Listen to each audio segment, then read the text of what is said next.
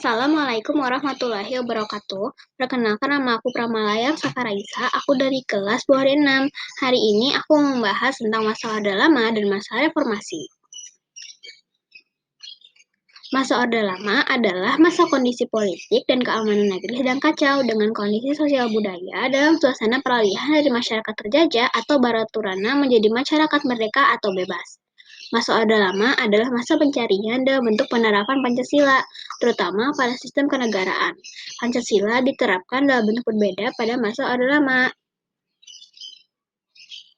Pada masa Orde Lama terdapat 3 episode dalam penerapan Pancasila yang berbeda.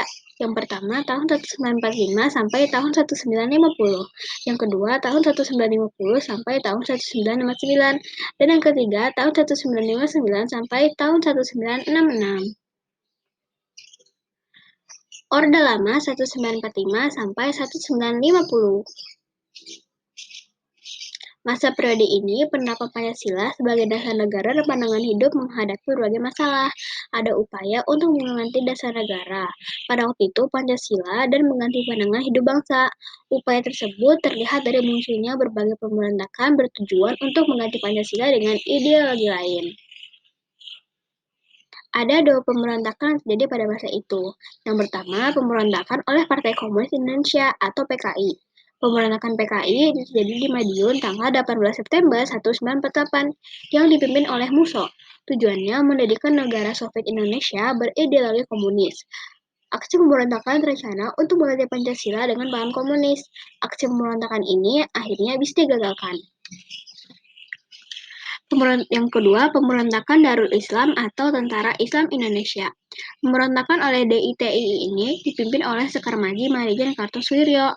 Aksi pemberontakan ini ditandai dengan mendirikan kelompok negara Islam Indonesia pada tanggal 17 Agustus 1949. Tujuan pendirian NI ini adalah mengganti Pancasila sebagai dasar negara menjadi negara mengikuti syariat Islam. Upaya menumpas pemberontakan ini cukup lama. Kartosuwiryo dan pengikutnya ditangkap tanggal 4 Juni 1962. Orde Lama 1950 sampai 1959. Periode ini, dasar negara diterapkan masih Pancasila, tetapi dalam penerapan sehari-hari diarahkan seperti ideologi liberal. Dapat dilihat dalam penerapan sila keempat tidak lagi berjiwa musyawarah dan mufakat, melainkan menerapkan suara terbanyak atau voting. Persatuan dan kesatuan mendapat tantangan berat dengan banyaknya pemberontakan. Pemberontakan Republik Maluku Selatan atau RMS dipimpin oleh Dr. Chris Soumukil tahun 1954. Yang kedua, ada pemberontakan Pemerintahan Revolusioner Republik Indonesia atau PRRI, dipimpin oleh Letkol Ahmad Hussein. Dan yang ketiga, ada pemberontakan Perjuangan Rakyat Semesta atau Permesta, dipimpin oleh Letkol Vence Sumual. Tujuannya adalah melepaskan diri dari Negara Kesatuan Republik Indonesia atau NKRI. Pada bidang politik sudah berjalan dengan baik, terlaksana pemilu pada tahun 1955 yang dianggap paling demokratis. Tetapi kemudian anggota konstituante hasil pemilu tidak dapat menyusun sesuai Undang-Undang Dasar seperti yang diharapkan, yang menyebabkan timbulnya krisis politik, krisis ekonomi, krisis keamanan, hingga pemerintah mengeluarkan Dekret Presiden 1959.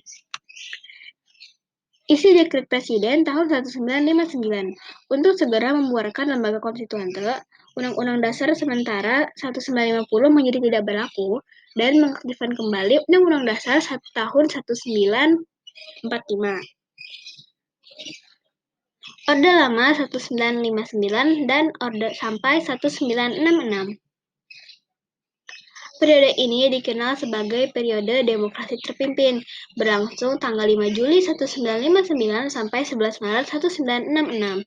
Dimulai dengan lahirnya Dekret Presiden 5 Juli 1959 yang dibuat setelah konstituante tidak dapat menyelesaikan tugasnya. Pada masa demokrasi terpimpin ini terjadi penyimpangan. Menafsirkan Pancasila terpisah tidak dalam kesatuan bulat,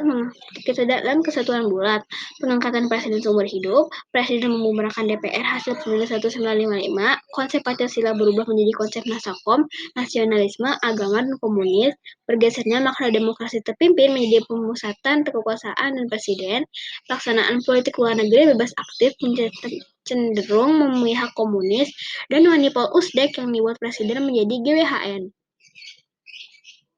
Pancasila kembali terancam dengan pemberontakan G30S PKI atau Gerakan 30 September PKI tahun 1965. Tragedi ini menjadi awal berakhirnya masa Orde Lama, kemudian digantikan masa Orde Baru pada tahun 1966.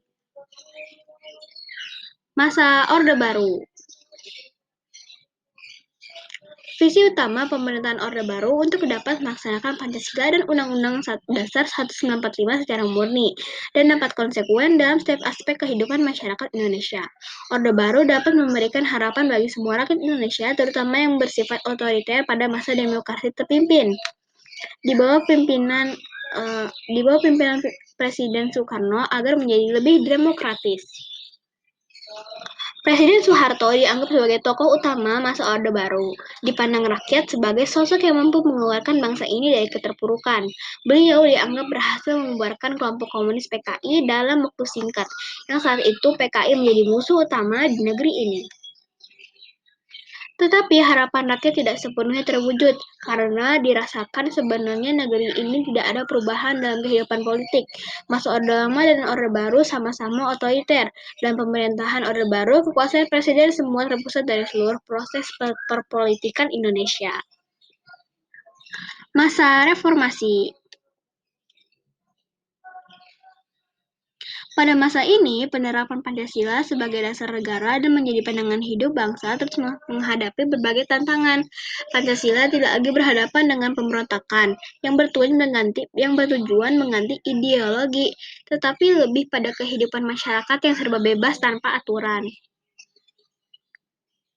Kebebasan masyarakat pada masa reformasi.